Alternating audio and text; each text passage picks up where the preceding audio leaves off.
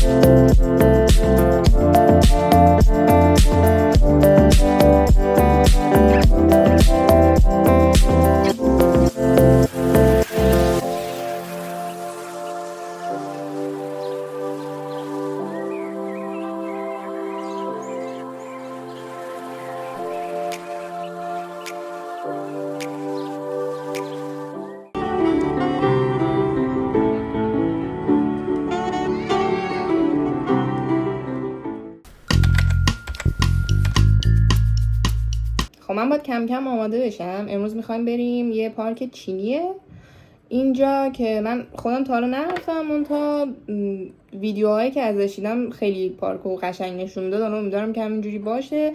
کلا معماریش معماری چینی و ایناست. امروز پلنمون اینو قرار بریم اونو ببینیم. منتها قبلش من گفتم بیام بشینیم یکم من از درامای سر کارم بدم، یه بشینیم با هم دیگه حرف بزنیم دیگه. آره خلاصه که منم قهوه‌مو مینوشم، میخورم، مینوشم.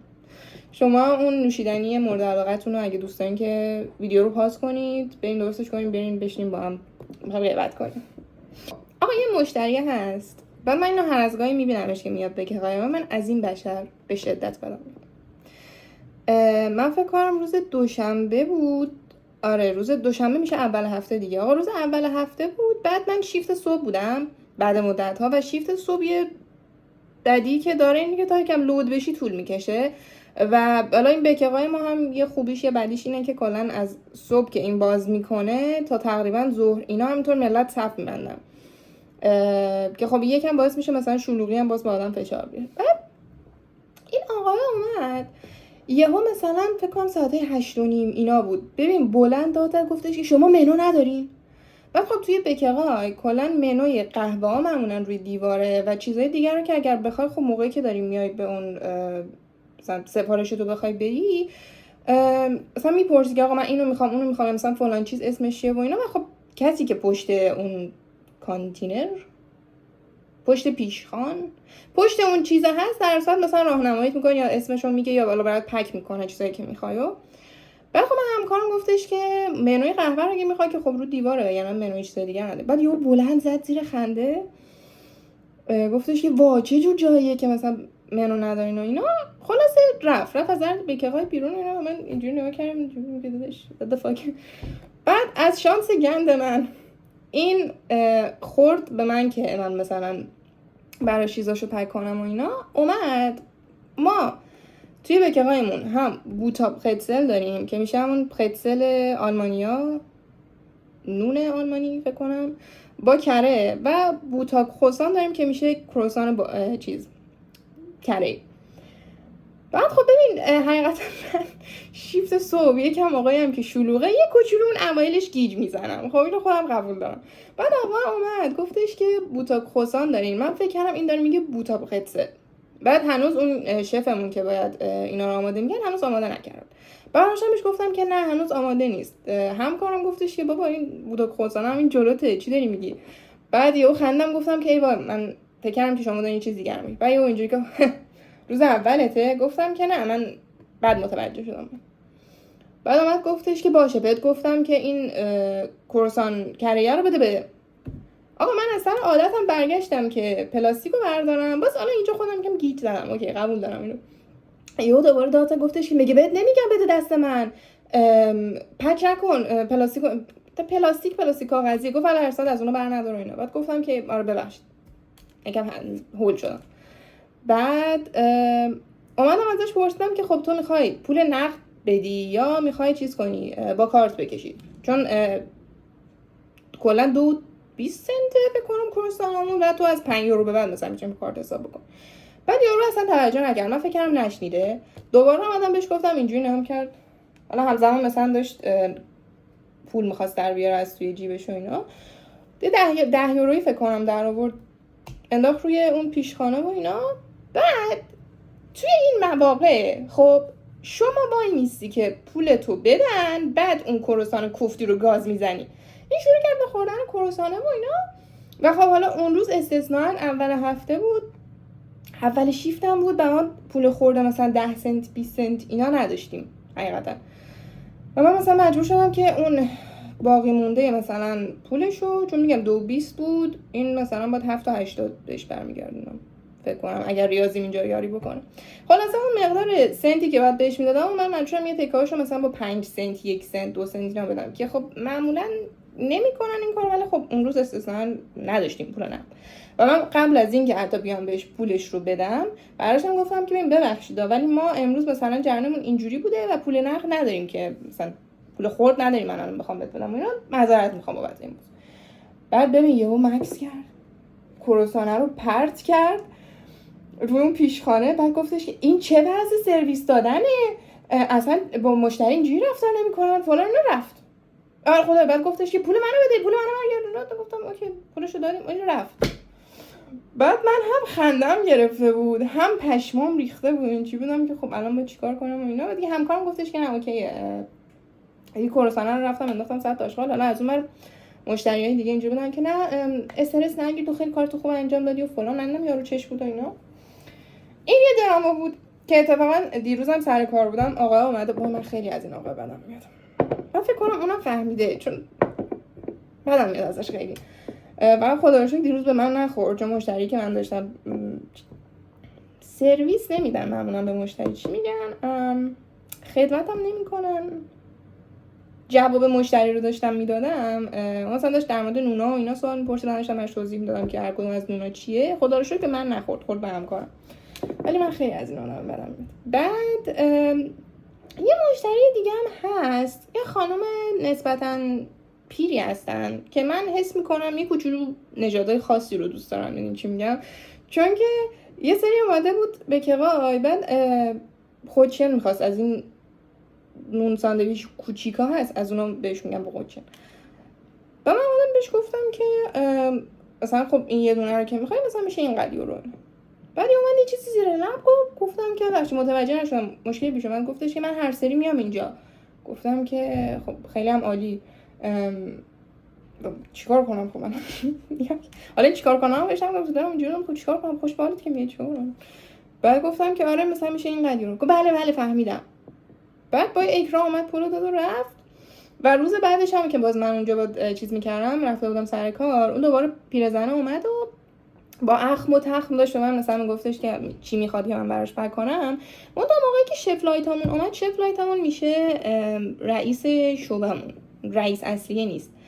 اون اومد قشنگ مشخص شد که گل از گل شکفت و اینجوری بودش که سلام فلانی چطوری اینا. بعد تو دلم گفتم که شما فکر میکنم نژادهای خاصی رو دوست دارین، حالا من جاج نمیکنم ولی آره.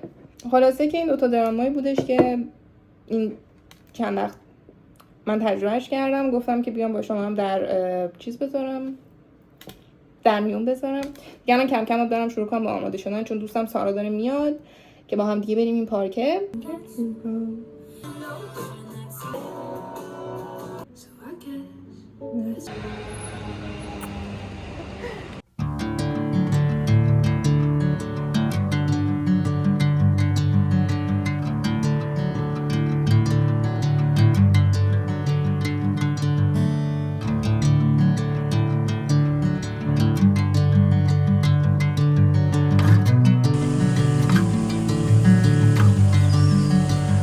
بچه اینقدر قشنگه، من حس سوسانو و یانگون بهم دست داد. حالا من یانگون، تو سوسانو. من سوسانوم، تو یانگون باش. تو دستپختت خوبه، من علاقه به شمشیر بازی دارم.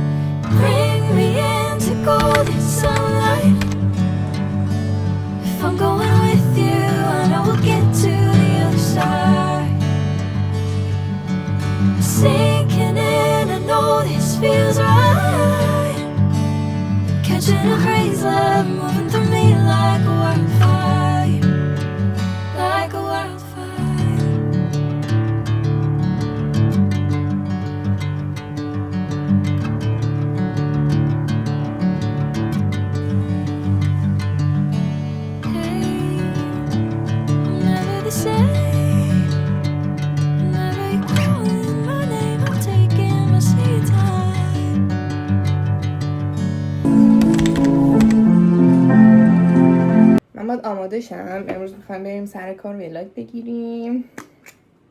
فکر کنم به رئیسم بنده خدا بعد توضیح داده بودم توی پیام، چون موقعی که اومد اینجوری بودش که منظور دقیقاً چیه، چیو میخوای فیلم بگیری. من گفتم دیگه شروع کردم بهش توضیح دادن و اینا. بعد یه دفعه خندید و خیلی رئیس گوگلی دارم. بعد یه خندید گفتش که آره خوبه، تو واقعا یه حالت تبلیغی هم مثلا واسه ما میشه. آره بگیر، طوری نیست. بعد تو دلم گفتم البته از اون 25 نفری که منو سابسکرایب دارن، فکر کنم 20 نفرشون تقریبا ایرانن، 5 نفر احتمالاً آلمان باشن که بعید میدونم. ولی آره خلاصه که امروز باید بریم چیز کنیم، ولاگ بگیریم. جا تو خالی دیروز سر کار 2 تا لیوانم شیکوندم. بعد دومی رو که شیکوندم قشنگ اینجوری بودم که خب تا 3 نشه بازی نشه، سومی چیه. و واقعا تا اون لحظه‌ای که داشتیم مغازه رو می‌بستیم استرس داشتم که گند نزنم به ماشینا. یعنی اینجوری بودم که استکان بشکنه اوکیه، ولی چیز لیوان بشکنه اوکیه، ولی دستگاه دیگه نه. خدا رو شکر اتفاق خاصی نیفتاد. البته تقصیر من نبود، تقصیر گرما بود. خب کلا آلمان و فکر کنم اروپا یه مشکلی که دارن اینه که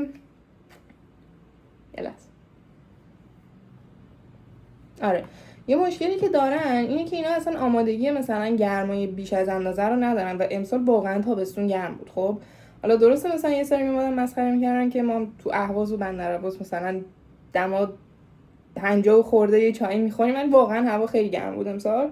و این مشکلی که هست اینه که کلا آلمان حالا به شخصه پتانسیل اینو نداره که بخواد مقابله کنه. یعنی خونه ها خیلی قدیمی هن که تو بخوای اصلا نمیتونی یه کولر مثلا بیای الان به خونه اضافه کنی. اینقدر قدیمی هن که تو مثلا با بکنی از اول بسازی بخوای درش یه کولر چیز کنی و اینا. حالا نمیدونم چرا حقیقتا با کولر گازی زیاد دوست نیستن، ولی فکر کنم خیلی گرون میشه. آره ولی خلاصه که دیروز هم هوا گرم بود، امروز هم هوا گرمه. متاسفانه من حالا هم یه خوبیه هم یه بدیه، ولی یه بدی که دارم اینه که کلا هوا که گرم باشه من یه تکون اینجوری بخورم سریع عرق میکنم. خلاصه که اگه دیدین توی ولاگ موجود زنده‌ای که از همه جاش داره آب میاد داره حرکت میکنه منم. آره ولی امروز پلن اینه. البته دیروز ماه هم کامل بود و هر سری که ماه یه تغییری انجام میده ناخودآگاه رو من تاثیر میذاره. خب از این لیوانی که شکسته شد تقصیر من نبود. قیافه رئیسم فکر نه. خلاصه که امروز باید بریم بکرای، بعدش هم تازه امشب میخوایم بریم سینما اسپایدرمن هوم کامینگ. نه هوم کامینگ قبلیه بود، همین جدیدیه که دارم میاد. داریم امروز اونو ببینیم.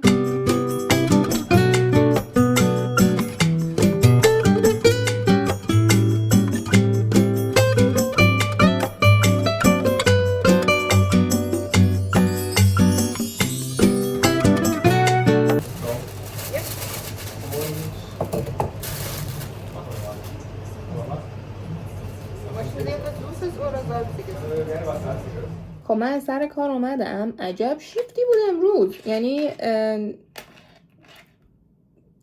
خیلی گرم بود، عرق بود که میکردم. قشنگ دما رو توی بکرای زده بود 39 درجه. بعد ملت رد میشدن میگفتن که آونتون روشنه، مثلا اینقدر باد گرم اینو داره میاد. میخواستم بهش بگم نه گرمای وجود خودمونه. آره ولی الان آماده شدم میخوام برم سینما اسپایدرمن براند نیو دی ببینم. و آره دیگه چشممو قرمز کردم، حالا شلوارکمو فکر کنم چرا بیا. آره بهمون زدم اینجوری برم اسپایدرمن براند نیو دی ببینم.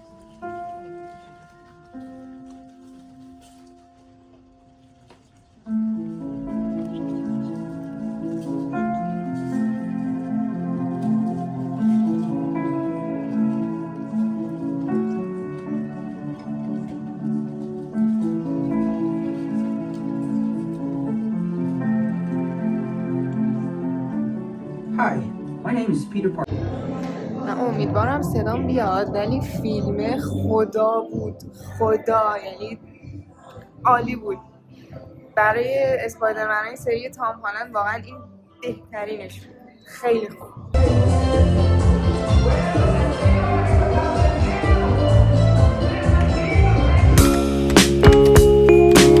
شمالیه شمرود شهاب دختره تو تنگه چی اسمش؟ گیسو کمن الینور. فکر نمی‌کنم اسمش رو. یا وایسا السا. گیسو کمن اسمش نیست نه؟ اونا پرنسس نیستن. پوکهانتس.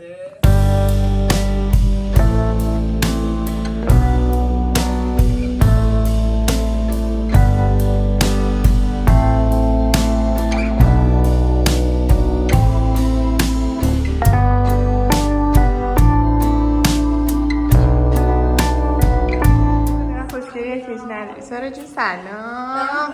سیب زمینی درست میکنم، سیب زمینی سرخ میکنم در واقع. این بر پلو داریم، این بر مرغ، اون بر مرغ بود میجوشه. درست. در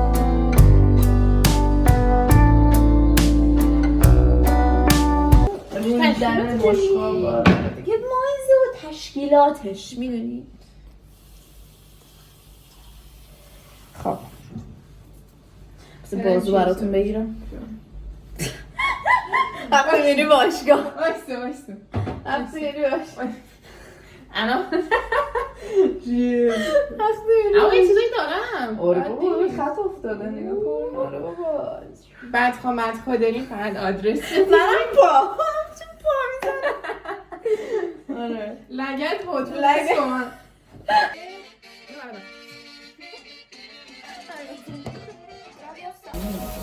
فلفل دلمه هم بریزیم یا نه؟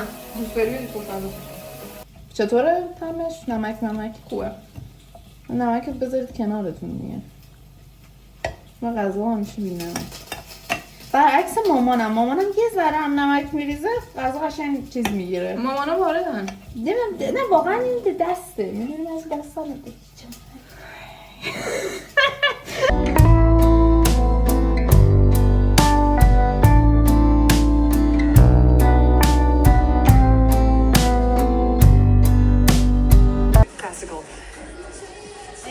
Garrett? Babe, I am always telling you to wear your jacket. You never do.